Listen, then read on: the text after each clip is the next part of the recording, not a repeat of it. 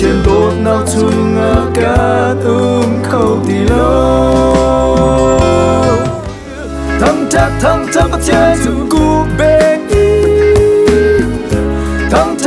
chắc có thiên dù cút khi bụi cứ nói chia lại cứ ra đi lâu là thông cha là thăng chắc nạc lấy yên sang mi lóc na lấy chia lao lâu và là an mong rao hê hôi công nạc nên ngây mô ba khát lê khát cây ra đột nạc lê rằng phá na rồi và nạc lung phút nâng nghe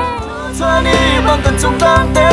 đập em mi chung khăn loa để nạc rem na đốt nạc lâm na khi phát trong khăn tận si tê vội ba